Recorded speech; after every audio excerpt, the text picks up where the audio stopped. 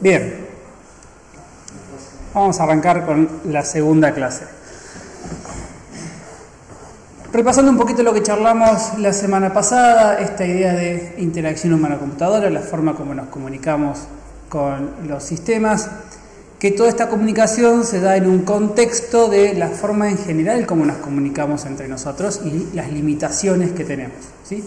El primer ejemplo que siempre doy es esta idea de que si yo quiero transmitir conceptos, estoy obligado a ponerle una forma a esos conceptos. Y de vuelta, por una limitación nuestra, no hay otra manera de comunicarse. Estoy obligado a pasar por una forma cada vez que yo me quiero comunicar, ya sea sonidos e imágenes. Y esa forma en muchos casos va a alterar o va a afectar a los conceptos. Entonces, por un lado, tengo que ser muy consciente de cómo la forma afecta a los conceptos para poder elegir la forma adecuada que minimice el cambio en los conceptos que yo quiero transmitir. ¿Está bien? La idea es minimizar, en muchos casos no vamos a poder controlar en forma absoluta el efecto de la forma, porque también como vimos en la clase pasada, cada persona es un mundo aparte, ¿sí? Como lo vamos a ver en un par de clases, la forma como vemos el mundo depende de cada uno de nosotros. Está totalmente vinculado a nuestra formación, a nuestro estado mental, nuestro estado de ánimo. Nos levantamos un día de mal humor y es todo gris, nos levantamos un día de buen humor y son todos pajaritos que cantan. Y eso pasa por una percepción que es totalmente personal. Piensen en algo tan sencillo como la música. La música es sonido. El sonido son vibraciones en el aire. Nada más. ¿Sí? Es eso. Son vibraciones. ¿Cómo? Y silencio.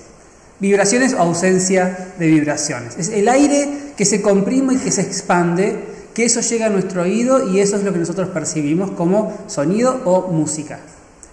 Sin embargo, hay música que nos hace llorar, hay música que nos alegra, hay música que no soportamos, pero físicamente es todo lo mismo. ¿Qué es lo que cambia? La percepción de la persona. ¿Sí? Un montón de cosas que cada uno va a asociar a esas compresiones en el aire. ¿Sí? Y de eso se trata todo esto, de entender cómo la persona se ve afectada por esos fenómenos, o por lo menos intentar controlarlos. ¿Está bien? Obviamente vamos a ver un montón de ejemplos de cosas que se hacen mal, que son graciosas, y otras que se hacen bien. Esto es uno de los que más me gusta a mí personalmente. Este es un chat, ¿sí?, registrado entre un usuario y nick.com.ar, que es el organismo que se encarga de la administración de los dominios. Todos los dominios que sean .com.ar pasan por este lugar. Y una persona está teniendo problemas para registrar el formulario de alta de usuario. Entonces le está diciendo, che, mirá, estoy escribiendo en la calle 9 de julio y me da error, me da error, me da error. ¿Qué es lo que le contesta? El campo de la calle solamente acepta letras, no acepta números. Entonces dice, bueno, pero yo vivo en 9 de julio, ¿qué querés que ponga? 9 de julio. Es muy malo eso. Es ir en contra de la forma como uno piensa, es totalmente antinatural pedir que se ingrese información de esta manera. Lo más gracioso, que no está acá, lo pueden ver, es el primer comentario de esto en Reddit es: jodete si vivís en La Plata. Para los que no saben, en La Plata las calles son números. Uno vive en 56 y 22. Bueno, uno está obligado a escribir 56 y 22. Una porquería. Y este también es un caso muy interesante, que tiene que ver con los autos Tesla. No sé si alguna vez vieron, si los Tesla son unos autos eléctricos nuevos, relativamente nuevos, muy populares, muy famosos, con mucho marketing, muy interesantes, con una particularidad. Lo que sería el panel de control, el frente del auto, es un gran televisor, básicamente. Eso es todo. Un super monitor de no sé cuántas pulgadas. A veces aparece así, otras veces aparece paradito, pero eso es todo. Eso es todo lo que hay. Entonces es interesante el análisis que se hace en esta página, que después lo pueden ver en detalle, sobre algo tan trivial como cómo controlo la ventilación. Cómo controlo para dónde va el aire de la ventilación del auto. Que en los Tesla, como tengo ese gran monitor de 32 pulgadas, estoy esperando que me cargue.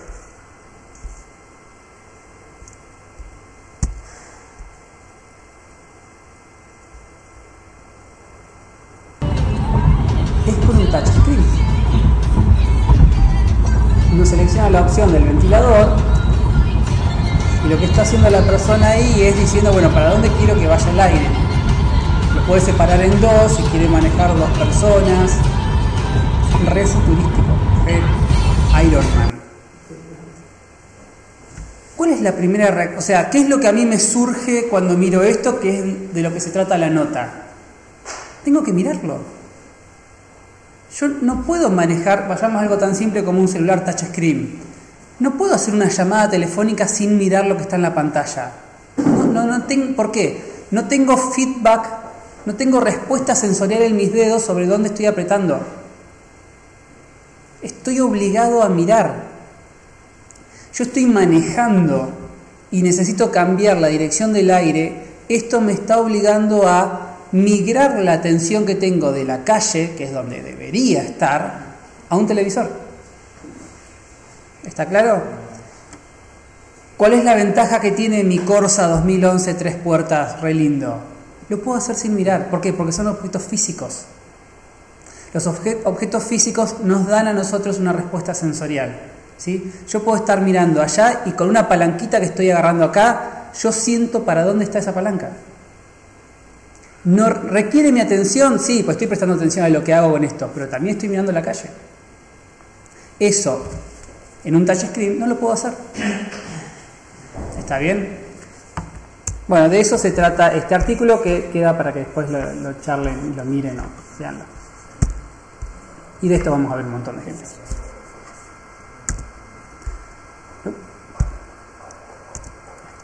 Bien, entonces, a lo que va a ser la clase de hoy. Cuando hablamos de lo que es interacción humano-computadora, básicamente estamos hablando de construir interfaces, ¿sí? Construir una interfase tiene una parte que es de diseño gráfico, pero también vamos a ver que tiene una parte que es ingenieril, ¿sí? Hablamos de un proceso ingenieril cuando hablamos de un proceso que está documentado, definido y que tenemos que seguir para obtener un buen resultado, ¿sí? Eso es un proceso ingenieril. Y entonces acá es donde uno se pregunta, bueno, ¿qué es lo que queremos hacer a la hora de hacer una interfaz? ¿Cómo podemos decir que una interfaz es buena? ¿Es cuando es linda? ¿Es cuando es moderna? En el contexto de esta materia vamos a hablar de una interfaz usable. Ese es nuestro objetivo, ¿sí? No es un objetivo que sea linda, no es un objetivo que se vea moderna, ni retro, nada. Lo que queremos es que sea usable, ¿sí? Ese va a ser nuestro objetivo en todo momento. Y vamos a empezar a ver, cuando hablamos de usabilidad, cómo yo logro esa usabilidad. ¿Está bien? ¿Qué es lo que yo tengo que hacer si yo quiero desarrollar una interfaz y quiero que sea usable? Y por otro lado, una vez que tengo la interfaz, ¿cómo hago yo para evaluar la usabilidad de esa interfaz? ¿Sí? Son las dos partes que vamos a analizar en la materia. Y la usabilidad se aplica a un montón de cosas, ¿sí? La usabilidad es cuando uno ve cosas y dice qué buena idea que es eso, o qué bien pensado que está eso, o tuvieron en cuenta al usuario cuando pensaron eso. El ejemplo del auricular que yo les mostraba con el Linux. Yo saco el auricular de la computadora y automáticamente se mutea el sonido. Eso es usabilidad. De vuelta, en productos físicos también podemos encontrar usabilidad, ¿sí? Esta limita lo que hace es capturar todas las gotitas que caen para que no manche la mesa. Después, esto era un GIF animado y después se rompió. Pero este accesorio, cuando gira, los LED dibujan círculos concéntricos, ¿sí? Que van a estar alineados cuando el taladro está perpendicular a la pared, ¿sí? Si alguna vez usaron un taladro, cuando yo tengo que taladrar muy alto, es muy difícil tener la percepción de perpendicularidad, porque tengo que estar viéndolo así realmente o más de costado. Si estoy acá alto es difícil. Con esta proyección lo puedo ver. Porque donde los círculos empiezan a dejan de ser concéntricos, quiere decir que el taladro se está moviendo. ¿Sí? Entonces esto ayuda visualmente a entender cuándo estamos derechos o cuándo no. Una pavada como esa que permite desagotar todo el agua sucia que se junta en los cubiertos. Algo para sostener un libro. Esta es una muy buena idea. El cargador USB en los enchufes. Y después miren esta pavada porque es re divertida y es muy usable. Y cuando hablamos de usabilidad en sistemas de información, acá es donde empieza a aparecer un concepto que es nuevo, no tan nuevo, pero es de esos últimos años, que tiene que ver con los ecosistemas de la informática, de las aplicaciones. Netflix, por ejemplo. Yo puedo ver Netflix en mi computadora, en mi celular, en la Wii, en un Apple TV, en una heladera, en cualquier dispositivo hoy en día se puede ver Netflix. Desde un punto de vista comercial, desde un punto de vista de vender un producto, lo que interesa es, si él está acostumbrado a usar Netflix en la computadora y lo va a empezar a usar en el celular, es una buena idea que todo lo que él sabe de usar Netflix en la computadora le sirva en el celular, y en la PlayStation, y en la Wii, y en la heladera, y en el microondas, y en donde sea que vas a ver Netflix. ¿Sí? Eso que parece obvio es relativamente nuevo, en parte porque esta idea de múltiples plataformas también es un concepto relativamente nuevo. ¿Sí? Hasta hace varios años atrás era la computadora y las cosas eran la computadora, era el televisor y las cosas eran el televisor y nada más. Entonces, usabilidad tiene que ver con esto, con tener en cuenta cómo yo aprovecho lo que él ya sabe sobre una plataforma para que le sirva en otra. Por eso es que Netflix se ve igual en todos. ¿Sí? Y la primera aplicación que yo tengo registro que logró esto fue Google Talk. ¿Sí? Google Talk es el padre de lo que hoy conocemos como Google Hangout. Básicamente era un chat de Gmail o de Google, que fue el primero en lograr esta integración PC-celular. ¿Qué es lo que hacía muy bien Google Talk?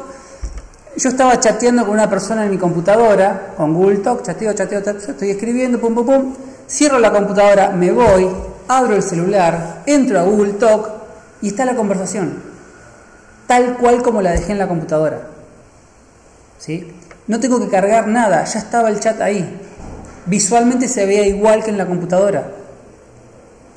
Entonces, desde un punto de vista mental, no hay diferencia. Mi cerebro no tiene que hacer ningún ajuste, no tiene que aprender nada nuevo cuando paso de la computadora al celular. Porque tal cual como yo estaba chateando, sigo chateando acá. ¿Sí? Para que se den una idea del avance que era eso. En su momento, 2008 más o menos, no recuerdo bien el año, en ese mismo tiempo se usaba Yahoo Messenger. ¿Sí? No sé si se sigue usando todavía. Pero estaba el Yahoo Messenger, que era un chat de Yahoo, que funcionaba en la computadora, como cualquier otro chat. Se podía chatear en el celular a través de mensajes de texto. Yo podía tener un chat con una persona de Yahoo mandando mensajes de texto a un número predefinido. Era totalmente diferente todo. La forma de interactuar, la forma de ver las cosas, la forma de expresarme. Mismo año. ¿Sí? En uno la usabilidad era muy alta, en otro era muy baja. ¿Sí? Estaba obligado a aprender o a hacer un cambio mental que no era necesario realmente. ¿Sí? Eso es lo que buscamos o eso es lo que queremos, que no ocurra esa diferencia. Entonces, lo que queremos nosotros es lograr que el usuario cumpla sus objetivos, sus metas. ¿Sí? Y que la interfase, como dijimos en la clase pasada, desaparezca. Que la persona no se ponga a pensar en la interfase gráfica para decidir cómo hacer las cosas. Si yo evito eso, tengo usabilidad. Entonces lo que nos interesa explorar a nosotros es, bueno, yo voy a hacer un sistema. ¿Cómo me aseguro de tener usabilidad? Y por último, hice el sistema. ¿Cómo yo evalúo la usabilidad de ese sistema para saber que me fue bien?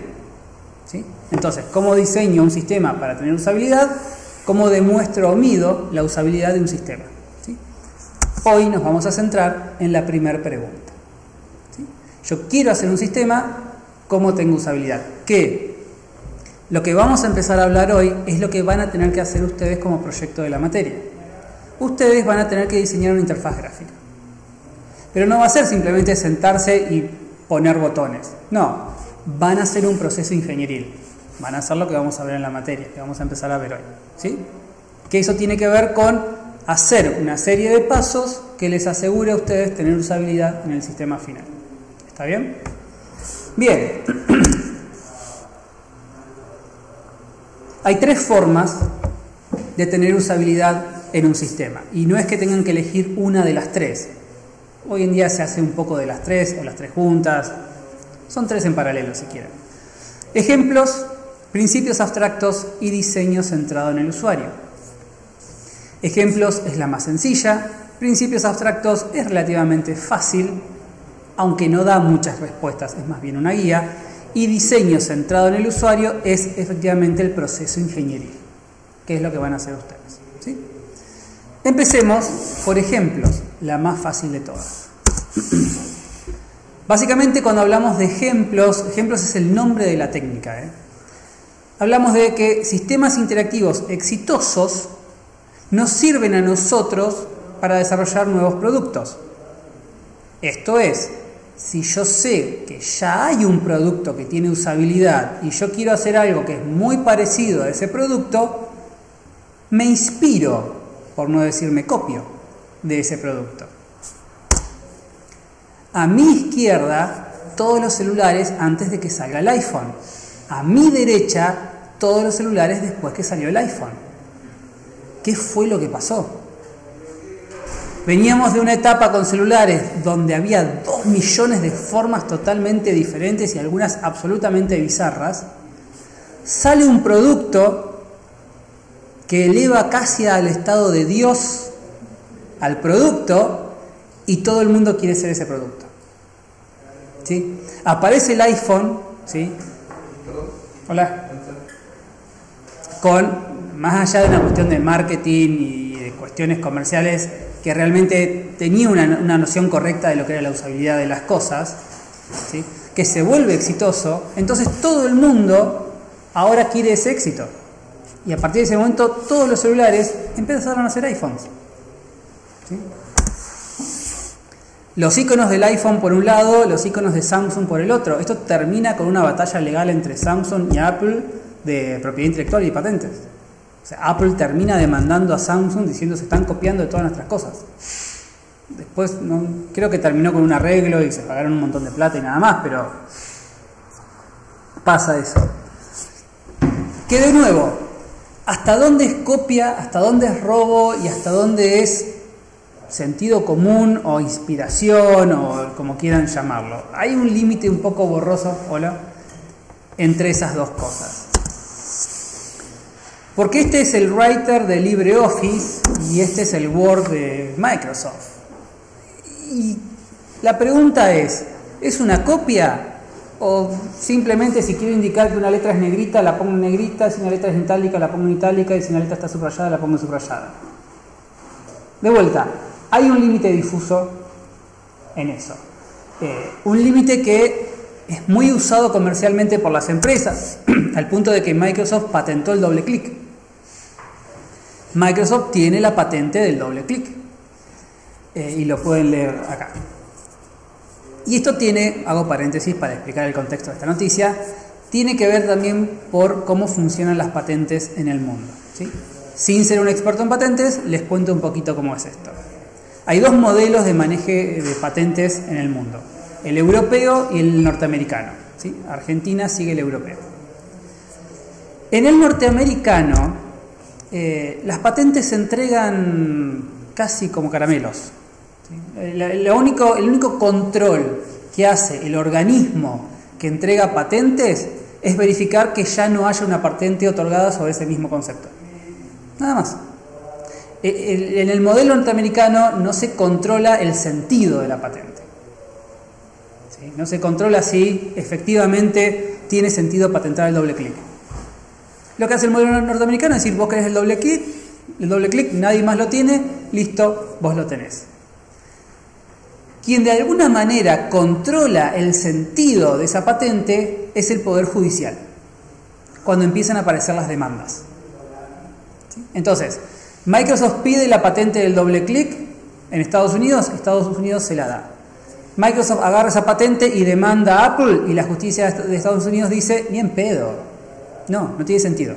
Quédate con la patente si querés, pero no puedes demandar, no puedes hacer una acción judicial porque es el doble clic. Se la rechaza. Ese es el modelo norteamericano. En el modelo europeo, sí, el organismo que entrega la patente de alguna manera controla el sentido de la patente. ¿Sí? Esto pasó con otro ejemplo de Volkswagen, que quiso patentar la apertura de la puerta a distancia. O sea, no destrabarla, sino físicamente abrirla. Y creo que lo quiso hacer en Francia. Y el gobierno francés le dijo, no es patentable porque vos lo que estás queriendo patentar es simplemente la evolución natural de las tecnologías actuales. O sea, no estás inventando nada nuevo, juntaste dos cositas que ya existen y listo. Entonces no podés tener la patente de eso. Pasa eso nada más. Muchas veces vemos noticias de tal cosa patentó respirar. Sí, puede ser, pero no puede hacer nada con eso. No va a ganar plata con eso. ¿Está bien? Cierro paréntesis. Entonces, cuando hablamos de ejemplos, hablamos de conocer qué es lo que existe. Y lo que vamos a ver que es muy importante es conocer qué es lo que el usuario conoce. ¿Por qué? Si yo quiero hacer una aplicación que compita con Twitter, y me importa mucho saber cómo funciona Twitter, porque claramente me quiero traer gente que usa Twitter. Si cambio por completo la forma de la interfaz, la forma de escribir cosas, me va a costar más traer a la gente. Entonces tengo que buscar el límite entre donde no esté copiando Twitter, pero todo lo que la gente sabe de Twitter le sirva para usar mi nueva aplicación. Eso es trabajar con ejemplos. ¿Está bien? ¿Queda claro? Bien. Después vienen lo que se llaman los principios abstractos. Los principios abstractos son una serie de guías, ¿sí?, que nos sirven para saber por dónde encarar las cosas. No son respuestas concretas, ¿sí? De ninguna manera esto es la forma de hacer las cosas. Pero son guías que de alguna manera marcan el norte hacia donde nos debemos dirigir cuando diseñamos un sistema que queremos que tenga usabilidad, ¿sí? Estas guías se dividen en tres categorías: aprendizaje, flexibilidad y robustez. ¿Sí? Básicamente acá lo que estamos diciendo es, si vos querés tener usabilidad, tenés que analizar estas tres categorías: el aprendizaje de tu aplicación, la flexibilidad y la robustez. Estas categorías se empiezan a dividir en nuevas subcategorías. Cuando hablamos de aprendizaje, hablamos de con qué facilidad los nuevos usuarios van a empezar a usar de manera correcta y efectiva la aplicación. ¿Sí? Lo que es de vuelta la famosa curva de aprendizaje. Yo tengo una facilidad de aprendizaje cuando naturalmente yo entiendo las cosas, cuando nadie se tiene que sentar a explicarme cómo hacer las cosas. ¿Sí? Si yo veo esa iconografía, entiendo, más o menos, qué es lo que me están diciendo. ¿Sí? Si no, jueguen Portal porque es un muy buen juego. O tengo que sentarme a leer y pensar un poco qué es lo que está pasando. ¿Puedo estacionar o no puedo estacionar? ¿Tengo que pagar o no tengo que pagar? Esto pasa muy seguido. En Bahía Blanca. ¿Sí? En Bahía Blanca los carteles de estacionamiento medido y pago cuesta mucho entenderlos. Es claro dónde es medido y pago. ¿Sí? Eso es claro, porque tengo un cartel grande con una E, estacionamiento, que me dice medido y pago. Pero ¿qué pasa en Bahía? No es medido y pago siempre. ¿Sí? Hay horarios que sí, hay horarios que no. ¿Cómo hacen la aclaración? Con un cartel muy chiquitito, que si yo voy manejando, no lo puedo ver. Si yo estaciono, me cuesta mucho verlo desde el auto. Tengo que acercarme para poder entender si tengo que pagar o no. ¿Sí? Y lo mismo pasa con los prohibidos estacionar. Los prohibidos estacionar son peores porque ni siquiera hacen la aclaración. Hagamos un análisis racional. Si yo veo un cartel de prohibido estacionar que no hace ninguna aclaración, no se puede estacionar nunca. Esa es mi interpretación. Sin embargo, no funciona así en Bahía Blanca. ¿Sí? Los carteles hay prohibidos de estacionar donde no se puede estacionar en una vereda hasta las 10 de la noche o de lunes a viernes. ¿Cómo me entero yo de eso? ¿Dónde averiguo esa información? ¿Sí? No tengo un aprendizaje fácil en ese caso. Y se puede hacer bien. Se puede hacer de una manera que una persona que está manejando a un golpe de vista con un poco de análisis, pero poco análisis, entienda si tiene que estacionar o no puede estacionar, o si puede estacionar y tiene que pagar, o si puede estacionar y es libre. ¿Sí? Es cuestión de mejorar la forma, porque los conceptos son los mismos. ¿Podés estacionar o no?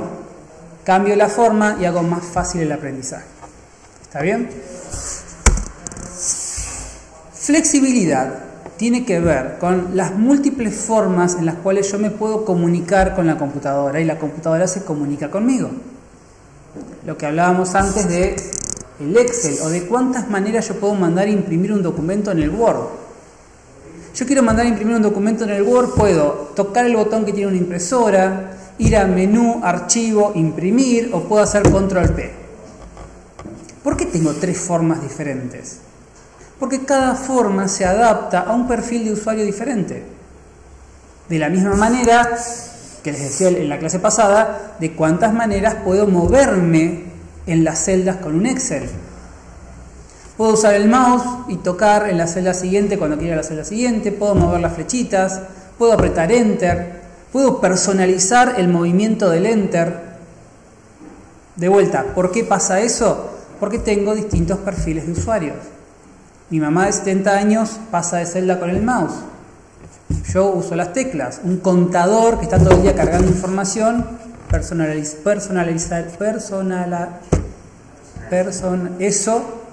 gracias, el movimiento con el Enter. No sé si alguna vez prestaron atención, cuando van al banco y los atiende el cajero humano, si alguna vez prestaron atención al sistema que está usando, muchas veces se ve horrible, es casi como un sistema DOS. ¿Por qué? Porque el cajero del banco lo último que quiere hacer es perder tiempo con el mouse. No puede estar el cajero del banco cambiando de celda en un formulario con el mouse. Pierde tiempo si atiende a 1000 personas por día. ¿Sí? Con un segundo que tarde pasando el mouse con un lugar a otro, lo multiplico por 1000. Y si son, no sé, 10 formularios que tiene que cargar, es una locura de tiempo que pierde. Entonces lo que quiere es cargar y cargar, pasar. Entonces las interacciones de ese sistema se adaptan al perfil del usuario. ¿Está bien? Eso es la flexibilidad. Tener distintas formas de comunicarnos. Y por último tenemos la robustez. La robustez es de qué manera el sistema me permite a mí entender que cumplí mi objetivo. ¿Sí? Hasta qué punto yo me doy cuenta que lo que yo quería hacer se logró, hasta qué punto me doy cuenta que el sistema efectivamente está trabajando o se colgó. ¿Sí? Hay muchas de esas cosas. Entonces, estas categorías se subdividen. Aprendizaje en predictibilidad, sintetizabilidad, familiaridad, generalizabilidad y consistencia. Flexibilidad en iniciativa en el diálogo, multithreading, migración de tareas, sustitución y adecuación. Y robustez, observabilidad, recuperación, respuesta y conformidad en la tarea. ¿Sí? Vamos a ver brevemente cada una de estas con algunos ejemplos. Dentro del aprendizaje tenemos predictibilidad. La predictibilidad tiene que ver con hasta qué punto el usuario puede predecir lo que va a pasar. Cuando un usuario rápidamente puede predecir lo que va a pasar antes de hacer una acción, ese es el usuario que aprendió a usar la aplicación. ¿Sí? Si yo tardo mucho en tener predictibilidad, estoy tardando mucho en aprender a usar la aplicación. En cambio, si yo rápidamente puedo predecir el efecto de lo que voy a hacer en la aplicación antes de hacerlo, estoy teniendo un buen aprendizaje. Estoy ganando aprendizaje y es rápido y es eficiente. Yo puedo tener, por ejemplo, yo sé en cualquier aplicación de Office que si voy a cerrar y hice cambios, primero me va a preguntar. Y si yo sé que ese es el comportamiento del Office, cualquier aplicación debería seguir ese comportamiento. Y ahí tengo predictibilidad, porque yo sé que el usuario puede predecir que si cierra sin guardar, alguien le va a preguntar. ¿Sí? No respetar esa convención afecta la predictibilidad y afecta el aprendizaje. ¿Se entiende? La página de la UNS tiene un problema de predictibilidad. Vamos a ver por qué. Esta es la página de la universidad, ¿sí? Donde yo tengo una especie de header, un título ahí de la universidad, una serie de menús. Este sería como el menú más importante y un submenú, otro menú por acá. Vamos a ir a académicas. Cuando yo toco...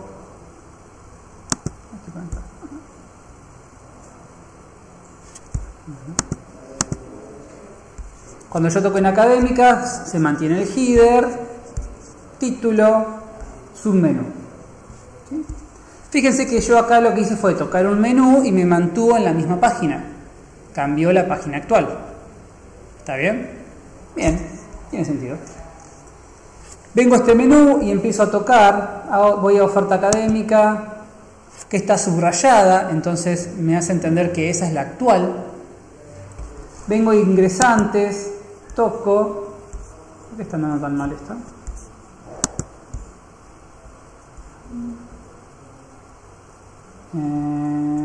¿Qué falla decir? A ver ahora. Vengo a ingresantes, toco y no pasa nada. ¿Qué pasa? Vamos de vuelta.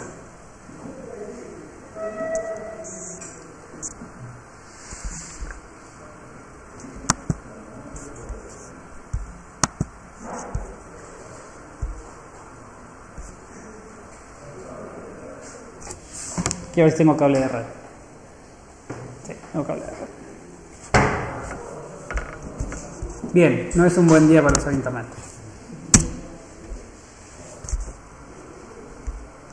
O la página de la UNS. Vamos de vuelta. Puede ser.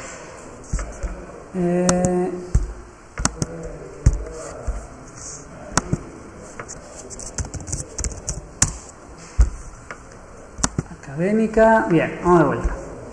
Entonces, ¿cuál es la idea mental que yo me estoy haciendo sobre el comportamiento de la página? Toqué un menú, me cambié la página actual, tiene sentido, vengo a esta página, entiendo yo, percibo yo que actualmente estoy viendo la oferta académica, es consistente con lo que estoy viendo realmente, y aparece subrayado. Si yo ahora vengo y toco ingresantes, me abre una página nueva. Bueno, quizás me equivoqué.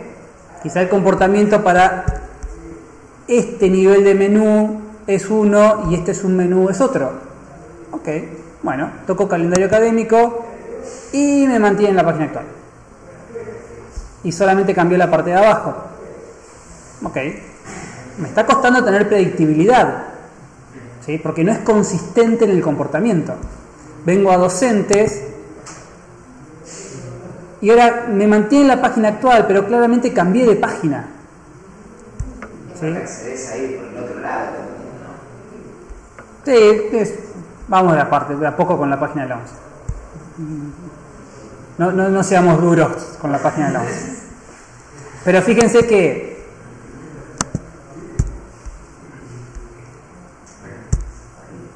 no, ingresante no. Cuando yo estaba en oferta académica y toqué calendario académico, el cambio solamente se hizo de esta parte para abajo.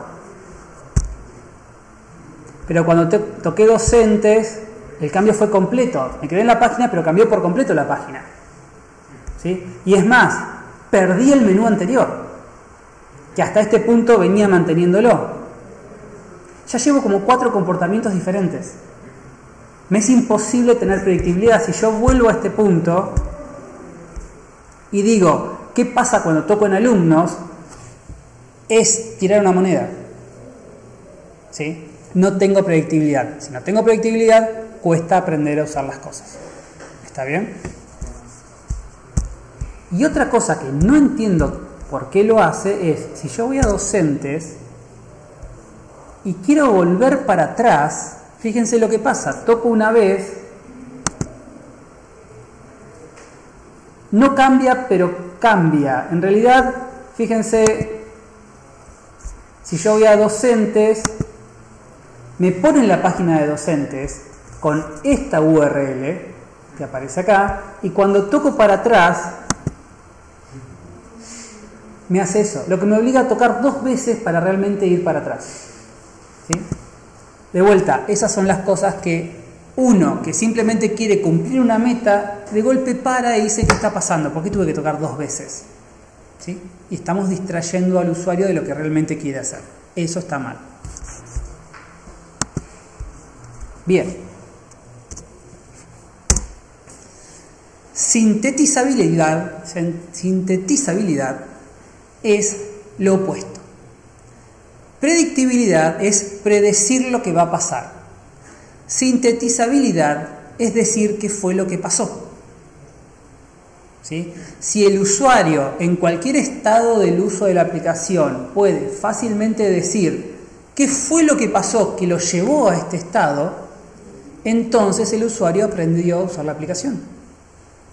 ¿Sí? Si el usuario está en una pantalla de la aplicación y dice, te puede decir, para llegar acá tuve que hacer esto, esto y esto, entonces el usuario aprendió.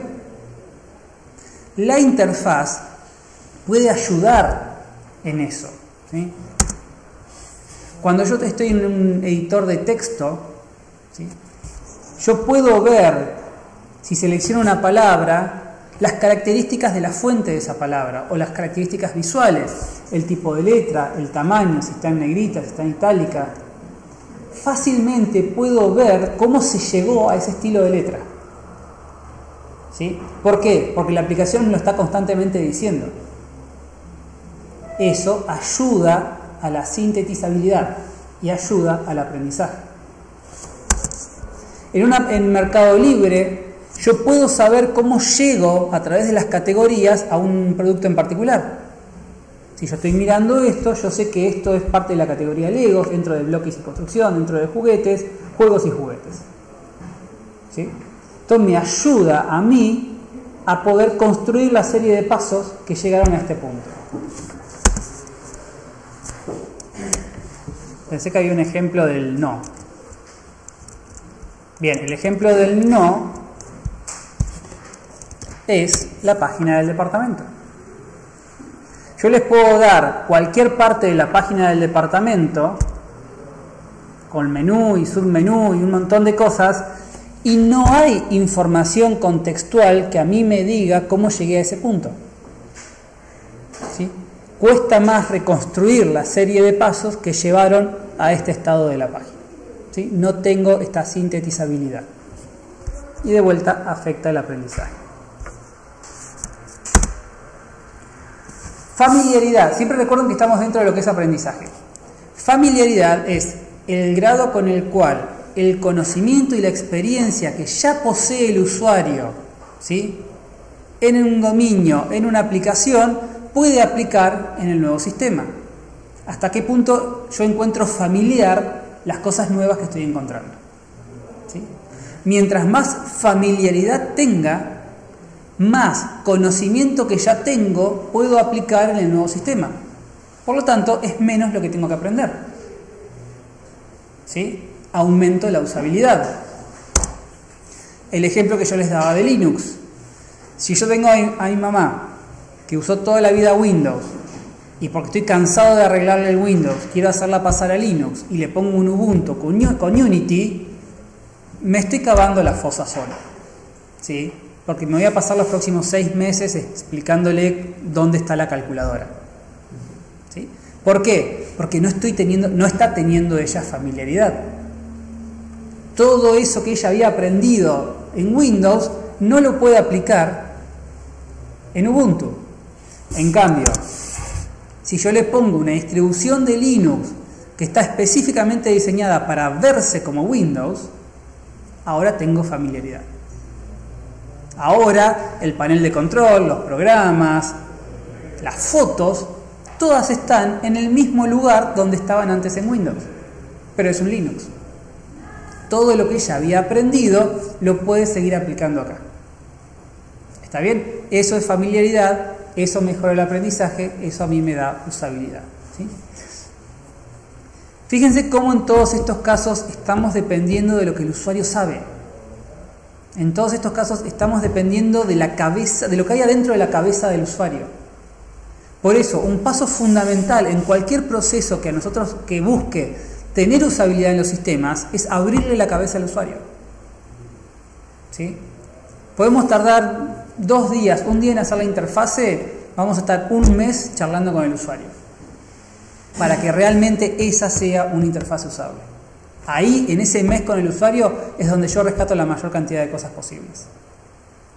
Obviamente que después tengo que saber cómo combinar colores, alinear objetos, seguir ciertas reglas de diseño de la pantalla, sin duda.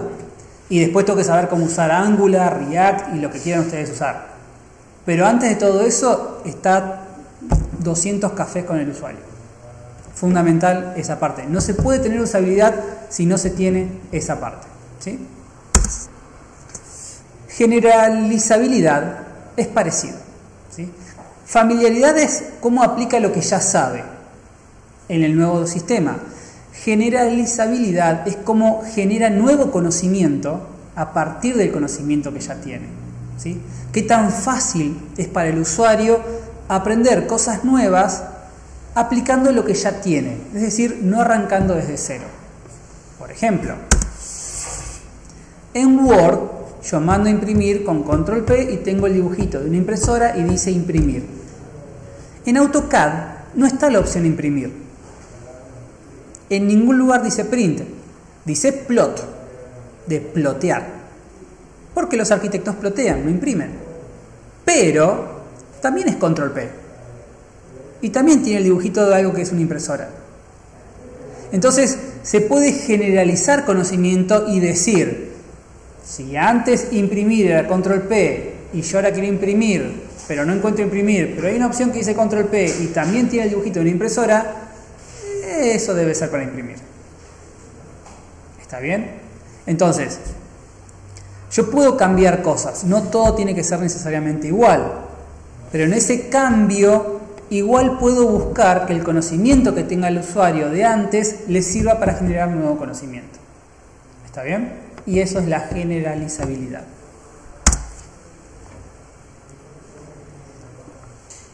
Consistencia es uno de los más importantes, que ya lo he nombrado varias veces. Consistencia es ser consistente con las cosas. Si los pop-ups siempre aparecen arriba a la derecha, que siempre aparezcan arriba a la derecha. Si cuando voy a guardar cuando voy a hacer la aplicación hice cambios y no los guardé, siempre preguntar si se quiere guardar, ¿sí? Lo mismo pasa por ejemplo, el OK, el cancel y el aplicar. ¿Cuál es la diferencia entre aplicar y OK en Windows? En cualquiera hoy en día. ¿Cuál es la diferencia? ¿Cómo, perdón? OK cierra la ventana. ¿Y qué hace el aplicar? O sea, OK y aplicar efectúan lo que sea que yo haya dicho que quiero que se haga, pero aplicar no cierra la ventana. OK, sí. Bien.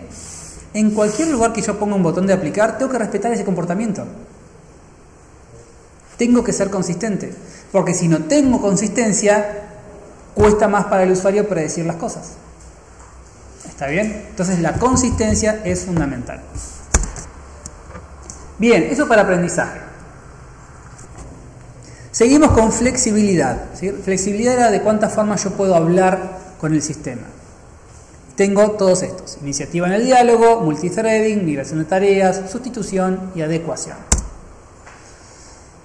Iniciativa en el diálogo es librar al usuario de restricciones artificiales. ¿Qué son restricciones artificiales? Paradas que le hago al usuario que no se corresponden con lo que el usuario quiere hacer. Por ejemplo, yo con mi celular quiero hacer una llamada telefónica. No puedo porque no tengo señal de celular. Esa es una restricción natural, ¿sí? Es natural, no puedes hacer una llamada telefónica porque no hay señal de celular. que es fundamental para hacer la llamada. Bien, ¿qué es artificial? No puedes hacer una llamada telefónica porque se está actualizando Twitter. No tiene nada que ver una cosa con la otra. No es natural esa restricción.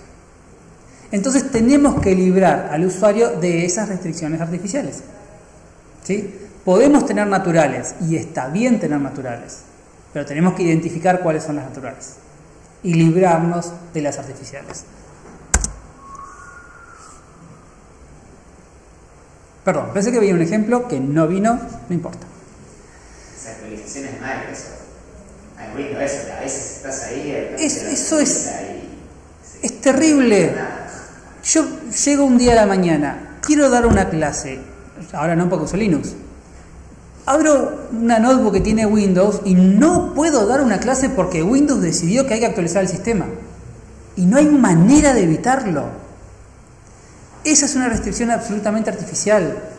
¿Sí? No tengo los códigos nucleares de misiles de Estados Unidos en esta computadora. No pasa nada si no se actualiza por las 2 horas que quiero dar clase.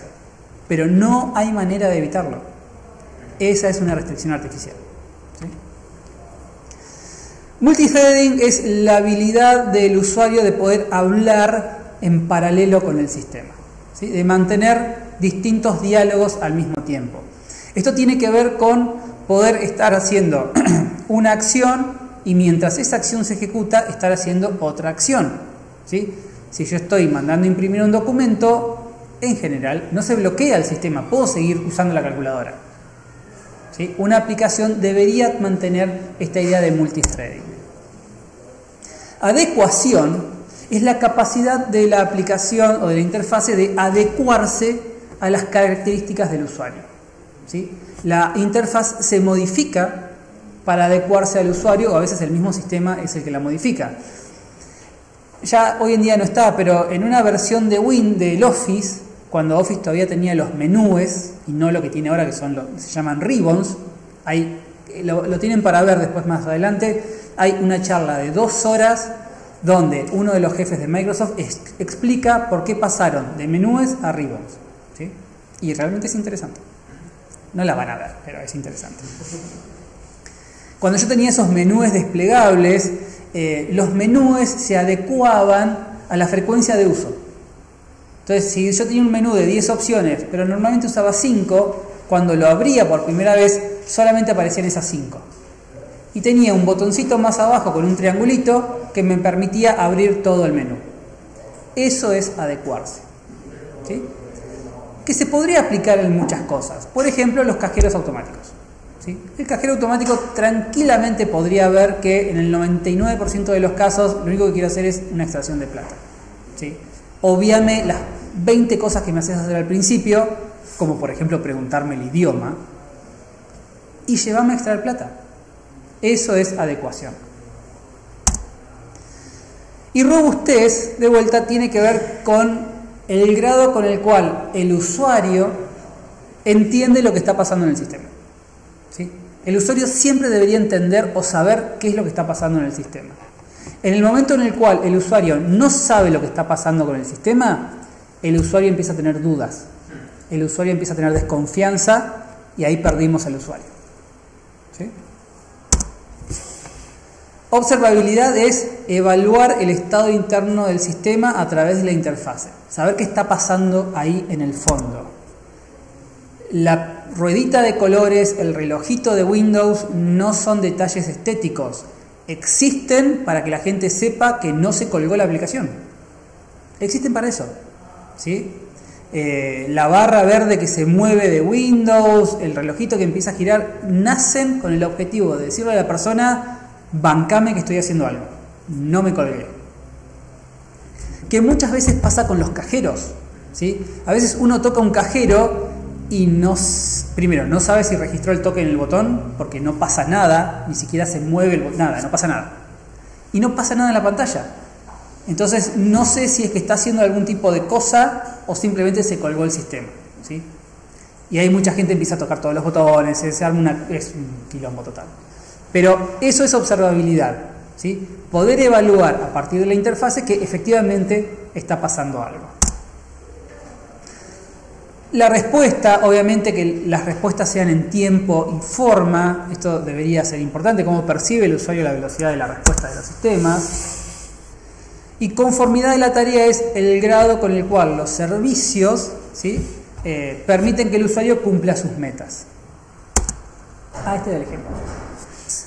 ¿Y de qué manera aparece de vuelta? Esto tiene que ver con las restricciones naturales y artificiales. Y acá hay un ejemplo que siempre me gusta contar, que tiene que ver con un resonador magnético y el celular en los aviones. Están relacionados. Si alguna vez... esto tiene que ver con las restricciones que nos imponen en función del efecto que va a tener nuestras acciones. Por ejemplo, si alguna vez hicieron una resonancia magnética, ¿sí?, básicamente es meterlos adentro de ese coso gigante redondo y hay una serie de imanes muy grandes, muy potentes que empiezan a girar y eso genera una serie de imágenes que una computadora registra. Como son grandes imanes, es absolutamente importante que no ingresen cosas metálicas a esta sala. Entonces, un control que hacen para poder ingresar a hacerte un examen es ponerte en pelotas, básicamente, ¿sí? Lo primero que uno tiene que hacer para hacerse una resonancia magnética es sacarse toda la ropa. Y durante múltiples instancias, antes de llegar a entrar acá, se le repite a uno y se le pregunta a uno y se lo revisa a uno para estar seguro que no haya objetos metálicos. ¿Por qué? Porque pueden llegar a romper la máquina y valen millones y millones de dólares. ¿Qué es lo que está pasando ahí? La consecuencia de una mala acción, o por lo menos los controles que se hacen para evitar esa mala acción, son consistentes con el grado del resultado de esa mala acción, ¿sí? Muchas personas me preguntan si no estoy llevando nada metálico, me ponen en pelotas para asegurarme que no tenga nada metálico e igual me lo siguen preguntando. ¿Por qué? Porque se rompe un aparato de millones de dólares, ¿sí? Hay una consistencia entre el control y lo que podría pasar si no hago bien las cosas. No les creo que no se pueda usar el celular en los aviones. Básicamente esa es mi postura. No les creo que no se pueda usar el celular en los aviones. ¿Por qué? Porque el control que hacen para asegurarse que la gente no use los aviones no es consistente con lo que podría pasar si yo uso el celular en los aviones, que básicamente parecería ser que es el avión se estrella. Imagínense que fuese realmente así. Imagínense que si uno usa un celular en un avión, el avión con las 200 personas que lleva adentro se estrella. Esa es la realidad. ¿Qué controles harían antes de que la persona entre al avión? 2 millones hago. Si la consecuencia es que se estrelle un avión, te hago pasar por un pulso electromagnético. Te frío el celular si hace falta.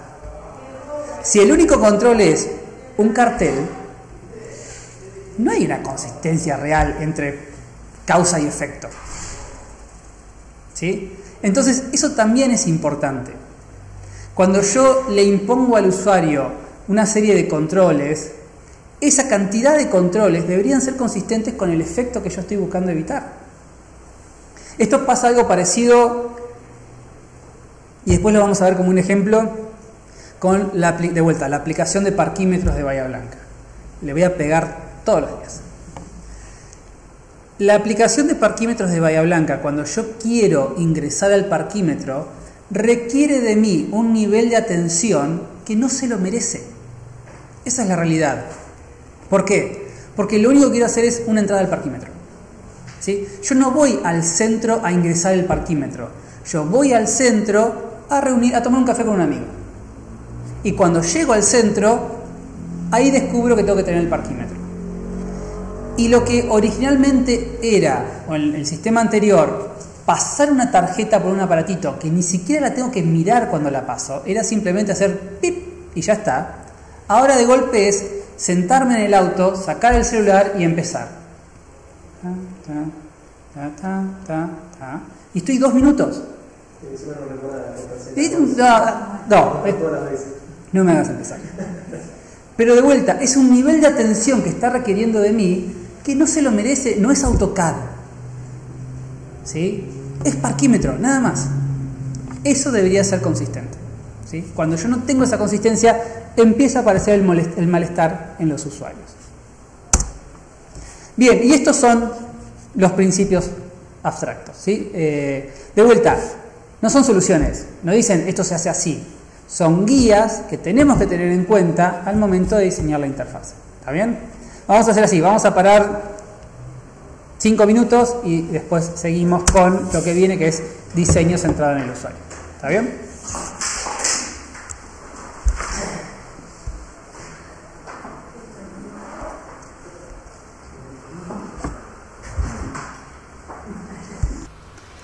Hablamos de principios, hablamos de ejemplos y ahora vamos a ver el que es por ahí el más interesante, el más complejo y el que más aporta a lo que es tener usabilidad, que es el diseño centrado en el usuario.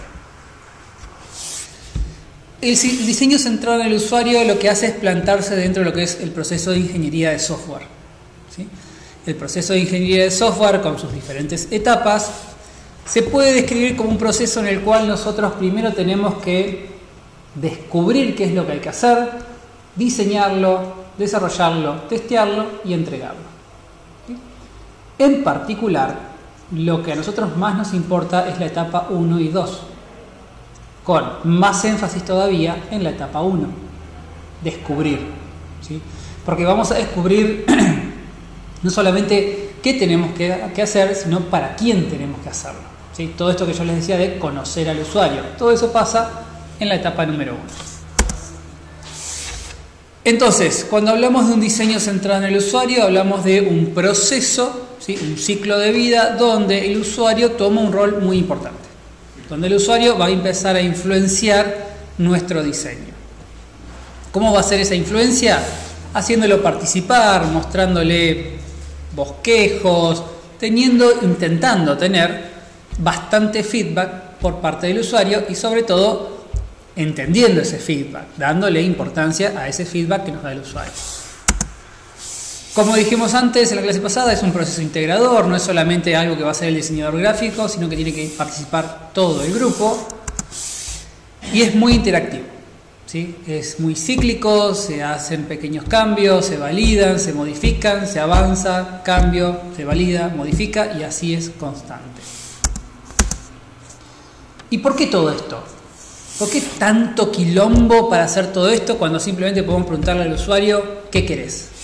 Porque la realidad es que para el mismo usuario muchas veces es difícil decir qué querés, ¿sí? Es muy complejo ese análisis de requerimiento, es muy complicado esa especificación de requerimientos que no es simplemente quiero una aplicación que sume 2 enteros. Porque probablemente lo primero que va a decir el usuario es quiero una aplicación que sume 2 enteros. Yo me voy, lo programo en un día, se lo muestro. Lo hiciste con botones cuadrados. Yo quería botones redondos. Yo no la quería para PC, la quería para Windows Phone. Entonces, todas esas cosas que empiezan a aparecer no pueden bajo ninguna condición aparecer después que hice la aplicación. Porque el costo que tiene en plata, recursos, tiempo para después hacer la modificación y corregirla es demasiado alto. Es tan alto que es preferible perder tiempo, por decirlo de alguna manera, antes de empezar a desarrollar para asegurarnos de entender todo y minimizar esos cambios después del desarrollo, ¿sí? Por eso es que aparece todo este proceso. Entonces, ¿cuáles son las 2 actividades más importantes? Comprender qué es lo que quiere el usuario y hacerlo, ¿sí?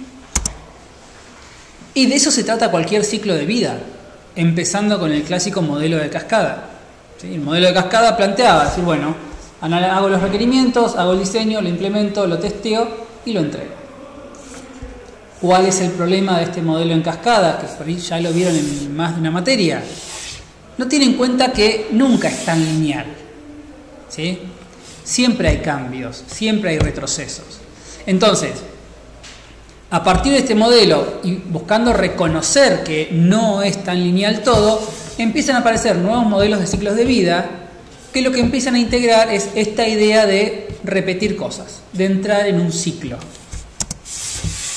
aparece el modelo de prototipeo, donde empieza a aparecer esta idea de un ciclo, donde a mí me piden algo, hago un prototipo, se lo muestro, me da feedback, vuelvo, modifico el prototipo o hago un prototipo nuevo y así empiezo a iterar, ¿sí? Esa iteración me hace a mí refinar mi producto hasta que llego a la iteración final donde ya tengo el producto final, ¿sí? Bien, todo es esto, básicamente, ¿sí? Llámenlo Scrum, Rapid, Extreme, es esto básicamente, iterar, ¿sí? Con una cosita más, cosita menos, pero es básicamente iterar, ¿sí? No quedarse con una cuestión lineal, sino intentar tener feedback, avanzar de a poquito, validar y seguir avanzando. El modelo espiral tiene la misma idea. El modelo espiral lo que hace es que cada vuelta es como un mini ciclo de vida. Entonces tomo un requerimiento, lo diseño, lo implemento, lo valido, tomo otro requerimiento y así voy incrementando y a medida que me alejo del centro voy refinando mi producto hasta que llego al producto final. Scrum es lo mismo con palabras en inglés, básicamente. Donde hay iteraciones, hay por ahí un poco más de estructura en los tiempos de las iteraciones, en los nombres. Tengo un montón de amigos que ahora trabajan en Scrum y cada vez que hablo con ellos empiezan con: no, mi LT me dijo que mi PR era muy AR. Basta con las iniciales. Tu jefe te dijo que estás demorado. Punto, ya está. No, usan todas iniciales, usan todos nombres así. Es una secta, básicamente. Entonces, el diseño centrado en el usuario va a ser iterativo, con mucha realimentación, con muchos avances y muchos retrocesos promovidos por ese feedback que vamos a tener por parte del usuario, ¿sí? Entonces, cuando hablamos de la etapa de descubrimiento, ¿qué es lo que se suele decir? Se suele hablar de la regla de las 5 Ws y un H, ¿sí? Las 5 W y un H son el what, who, when, why, where, how. Nosotros deberíamos poder hacernos todas estas preguntas sobre este sistema que vamos a desarrollar. Porque la realidad es que cuando uno desarrolla un sistema, lo desarrolla por una de dos razones.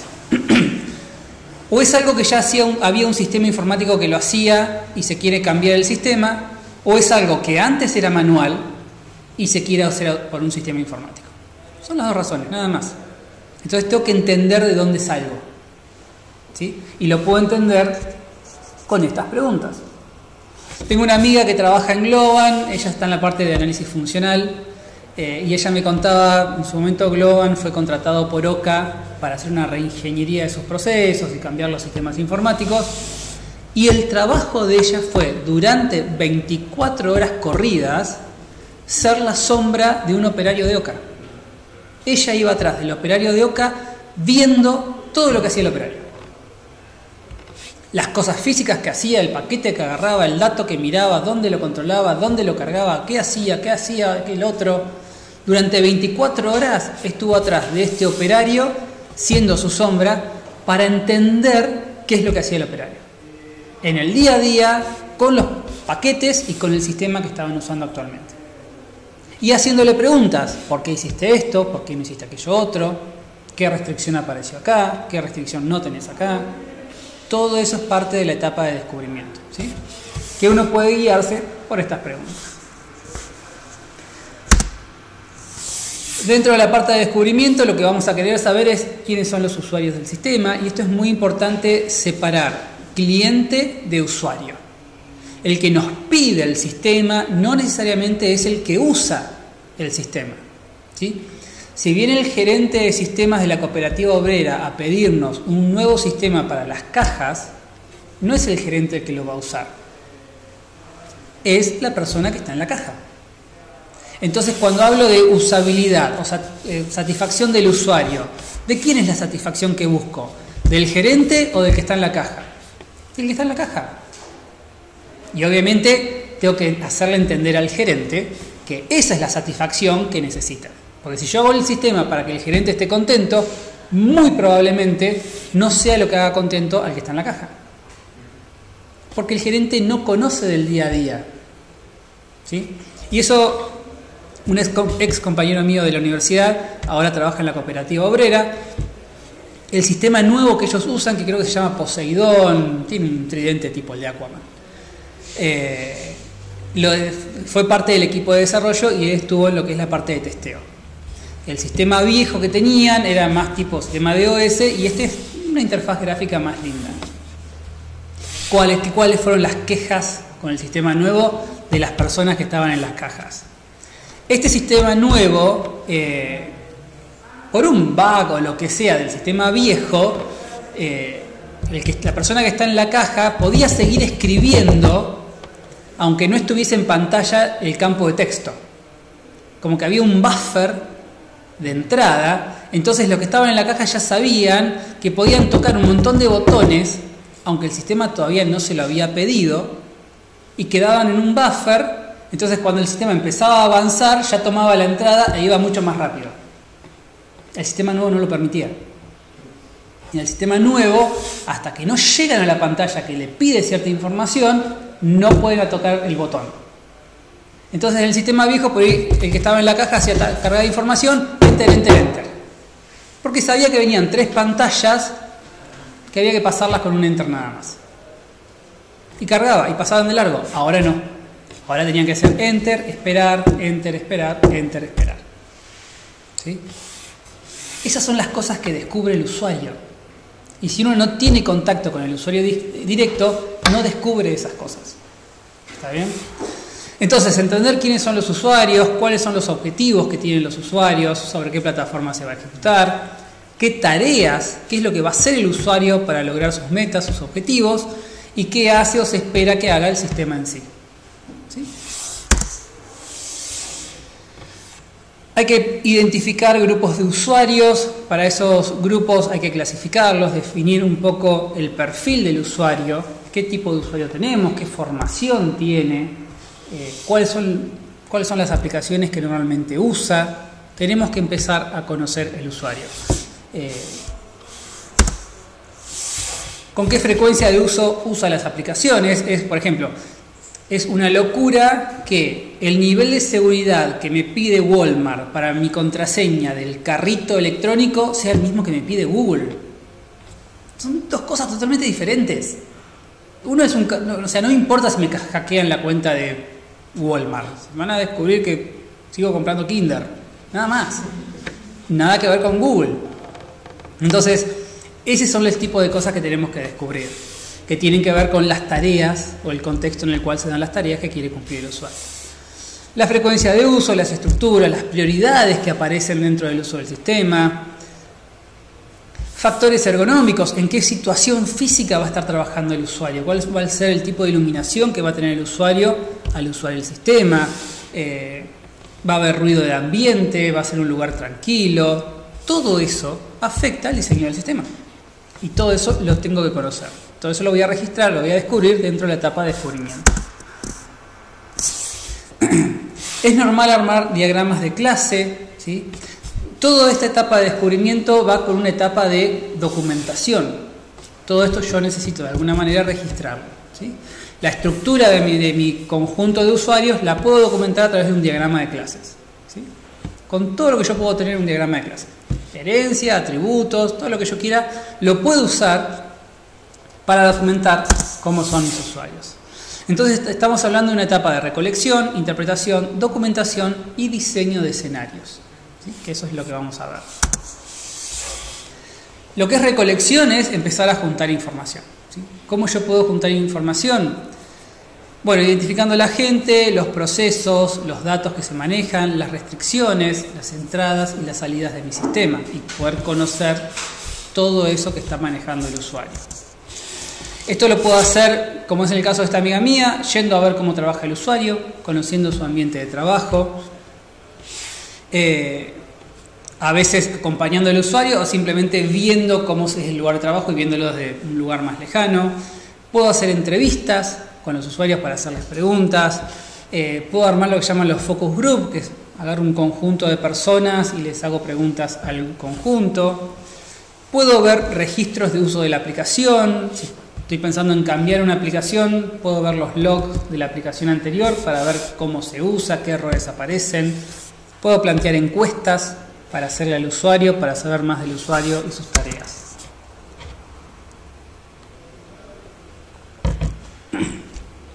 Todo eso después lo empiezo a interpretar. Con esas interpretaciones puedo empezar a armar lo que se conocen las historias, donde yo voy a describir todo esto de manera concisa, es decir, bueno, están estos procesos se desarrollan de estas maneras, este tipo de usuario puede hacer este tipo de actividades, todo eso lo empiezo a interpretar y lo empiezo a documentar. ¿Qué opciones tengo cuando yo empiezo a documentar? Podemos hablar de algo que se llama el Task Analysis, UML y lo que son las Storyboarding. ¿Sí? Task Analysis es básicamente una serie de formularios que yo completo con las tareas que se van a hacer, con un poco de información. UML lo vamos a ver ahora también como parte de la materia.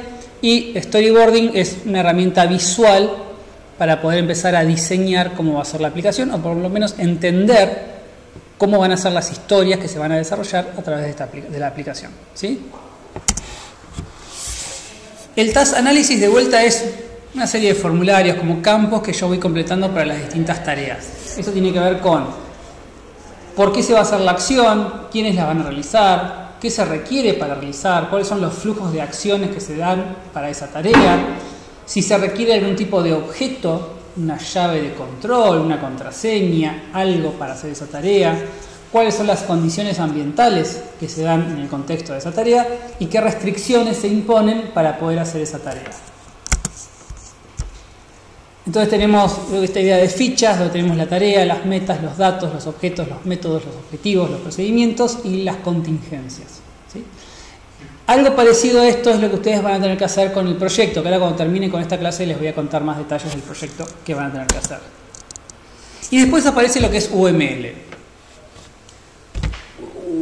Hagamos un repaso rápido de las carreras de ustedes. ¿Quiénes están de la licenciatura? ¿Quiénes están de ingeniería en computación o sistemas de computación? ¿Quiénes? ¿Vos qué hiciste, Leandro? Sistemas. Bien. Nada, justo ellos son de intercambio. Pero son de ingeniería en sistemas de computación. O sea, el perfil de ustedes es más desarrollo. ¿Quiénes vieron UML? Bien. Para ver si tiene sentido dar una clase completa de UML o no. Por ahí no hace falta entrar en mucho detalle de UML. Quedan las clases con todo el detalle de UML que vamos a ver para que las miren, las revisen y cualquier cosa me consultan. De UML básicamente lo que vamos a usar son los casos de uso, los diagramas de casos de uso, los modelos de estados y los modelos de actividades. ¿Sí? Dentro de UML eso es lo que más información me va a dar o más me va a ayudar a entender lo que está pasando. Y eso es lo que van a tener que hacer como parte del proyecto. ¿Sí? Van a tener que describir casos de uso, hacer los diagramas, hacer modelos de estados y hacer modelos de actividades. Van a quedar en la página web de la materia.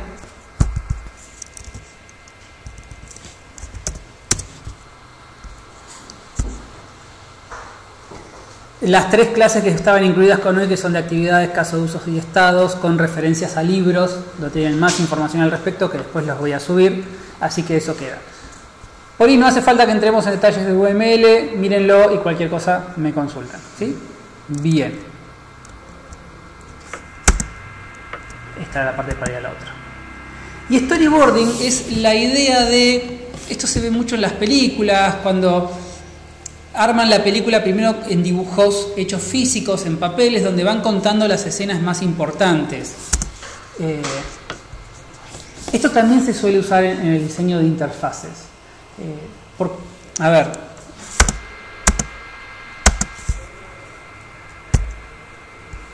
Esto es de parte de un video sobre videos y películas que muestran cómo se hizo Mad Max Fury Road y varios detalles tanto del guión como de la forma de filmar. Y algo que es muy llamativo de esto es esto que aparece ahora, que son los storyboarding de la película. Todo eso atrás son escenas de la película, dibujadas. ¿Por qué entrar en ese trabajo? Porque es mucho más barato mirar una escena dibujada en papel y plantear cambios que gastar millones de dólares en filmar la escena y después querer cambiarla. ¿Sí? Es preferible gastar $10.000 en los dibujos que gastar $1 millón en la escena. ¿Está bien? Porque siempre hay cambios. Ese es el tema. No es que seguro no voy a hacer cambios, siempre hay cambios. Esto mismo se aplica al diseño de las interfaces gráficas. Antes de empezar a programarlas, las vamos a dibujar en papel. Todas, casi todas. Quizás no hace falta llegar a dibujar en papel la ventana para cambiar el tipo de letra, pero las pantallas principales las vamos a dibujar en papel. Y antes de mostrarle al usuario la aplicación ejecutando, le vamos a mostrar los dibujitos en papel. Por dos razones. Primero, es mucho más fácil de corregir un dibujo en papel, ¿sí?, que la implementación de un prototipo, ¿sí? Es más barato y es más cómodo. Si el usuario ve el dibujito y dice, pero yo había pensado que la foto del perfil esté a la derecha, te lo arreglo en 2 segundos con una goma y un lápiz. Puedo hacer ese arreglo ahí on the fly. Borro, lo dibujo y seguimos. Si yo le muestro un prototipo implementado y me dice eso, es mucho más complejo hacer el arreglo en el momento. Y ya me condiciona todo el resto de la prueba. Porque si el usuario dice, no, yo quería la barra de arriba azul, se va a fijar en eso todo momento. En cambio, si yo dibujo un rectángulo y pongo azul, me dice, yo quería que sea roja. Roja. Listo, ya está. Y es mucho más fácil para el usuario entender la idea de un prototipo de baja fidelidad, como se le suele decir al dibujo de papel, que si yo le muestro una pantalla que se parece real. ¿Sí? Como que el usuario separa mejor la idea de esto es solamente un concepto si lo ve en papel, entonces no se va a centrar en detalles y se va a centrar en lo importante, la ubicación de las cosas, el diagramado, los botones, dónde pido información, cuándo la pido. Eso lo puedo expresar en papel. ¿Sí? Y de vuelta, es mucho más barato hacer esa corrección ahí que con el sistema implementado. ¿Está bien? Que de vuelta eso lo van a tener que hacer como parte del proyecto. ¿Sí? Como parte del proyecto van a tener que dibujar las pantallas en papel, las van a tener que validar con el usuario, van a tener que tomar nota de sus observaciones y después se espera que hagan cambios en función de esa validación. ¿Sí?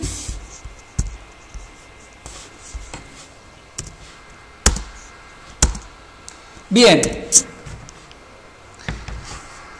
Entonces, esta es la etapa de Discovery, después vamos a ver la etapa de diseño. Hay una página que está muy buena, que es la página del grupo de Nielsen Norman.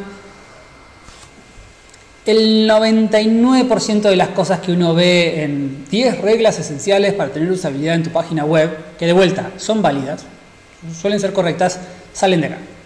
O sea, acá está la teoría base de todo. Y en esta gente que se dedica a usabilidad en las cosas. Tienen definidas tienen sus reglas de usabilidad, estos principios abstractos los definieron ellos. Yo les recomiendo que miren la página, chusmeen los artículos. La experiencia de usuario en baños públicos es muy divertido si les gustan estas cosas, léanlo. Hay un artículo sobre, como por ejemplo, cómo diseñar interfaces para adolescentes, y está buena porque es lo que nosotros vamos a hacer acá. Todo el estudio de análisis que hace de los adolescentes para poder definir cómo hacer la interfaz. ¿Sí? Un error que solemos cometer cuando diseñamos una interfase es pensar que la estamos haciendo para nosotros. Y no. O ponernos en la situación de yo sé lo que el adolescente quiere. Ni en pedo. No hay manera.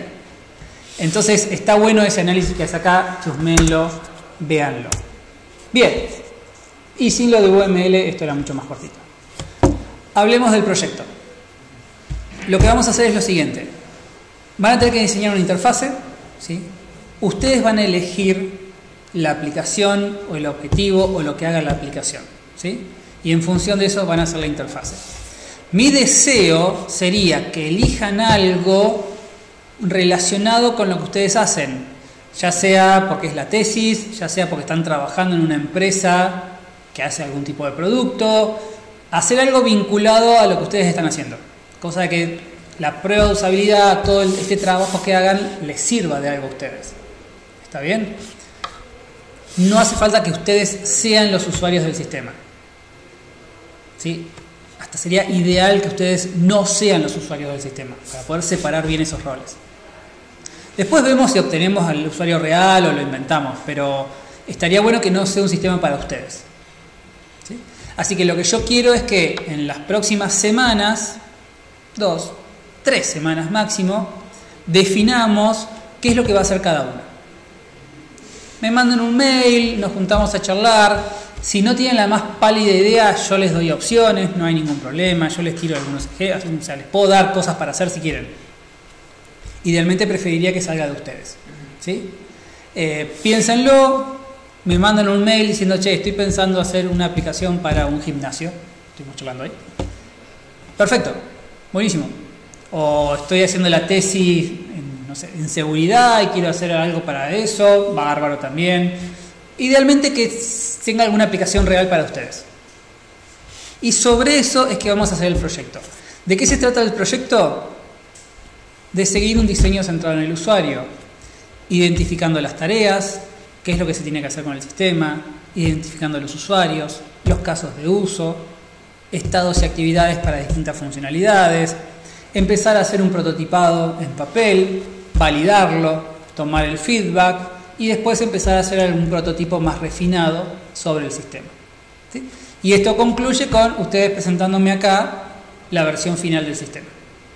¿Sí? Y explicándome las decisiones que tomaron para llegar a esa interfaz. ¿Sí? ¿Se entiende? ¿Dudas? ¿No? Bien, entonces lo que vamos a hacer es eso. Tómense 2-3 semanas para pensar la aplicación. De vuelta, si no saben qué hacer, me dicen y yo les tiro ideas. No hay ningún problema. ¿Sí? Por ir para la parte práctica, después vemos cómo nos organizamos. Algunas cosas las podemos hacer todos juntos, pero como van a ser proyectos separados, después por ahí no hace falta que nos juntemos todos. Me puedo ir juntando con cada grupo y vamos viendo cada cosita por separado. ¿Sí? Pueden hacerla solos, pueden hacerla de a 2 y hasta 2 llegamos bien. ¿Está bien? ¿Sí? Bien.